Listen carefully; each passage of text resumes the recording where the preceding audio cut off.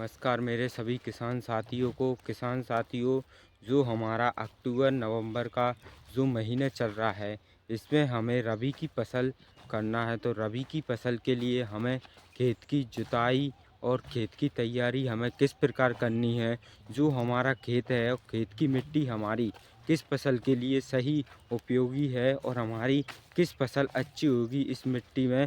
तो इस मिट्टी के लिए हमें पहला तो मैं बता दूं कि आपको जो अपनी मिट्टी है उसकी जांच हमें जो कृषि विज्ञान केंद्र रहता है, आपके नज़दीक में कोई कृषि विज्ञान केंद्र हो तो आपको वहां पर आपकी मिट्टी की जांच करवानी है कि वो किस फसल के लिए सही है। जैसे कि आप चने की खेती करते हो तो आप चने की खेती के लिए यह उपयोगी है या नहीं है।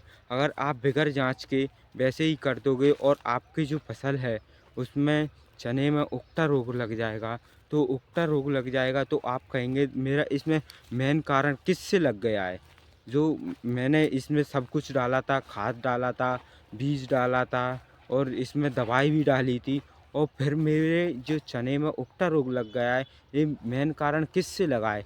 तो इसलिए आपको अपने खेत की जो जुताई के बाद में आपको अपने कृषि विज्ञान केंद्र नज़दीक में उस पर हमें आपको चेकअप करवा लेना है कि आपकी किस फसल के लिए उपयोगी मिट्टी है, जिसमें आपकी जो फसल है ऐसे कि सरसों वगैरह आपकी किस फसल अच्छी निकलेगी उसमें।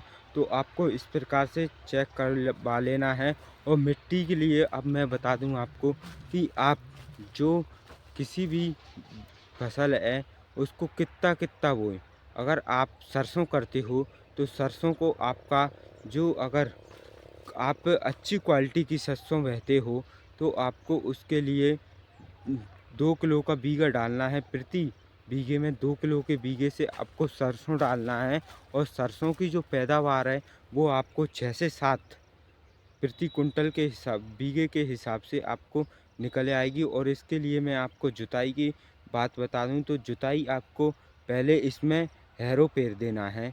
और हैरो पेरने के बाद में अगर आपको जो आपकी अगर खेत में नमी नहीं है तो आपको इसमें सिंचाई करके अपनी सरसों को डालना है। अगर आप बगैर सिंचाई के इसमें डालोगे, खेत में नमी नहीं है, और हमें थोड़ा ऊपर ऊपर डालना है, सीड्रिल को हम सरसों में ऊपर डालते हैं, इसलिए आपको सिंचाई करके ही अपनी खेत में फसल को बोना है, जिससे कि आपको दोपन ना रहे कि मेरा जो बीज है वो उगेगा या नहीं उगेगा। इस प्रकार से आपको सरसों डालनी है।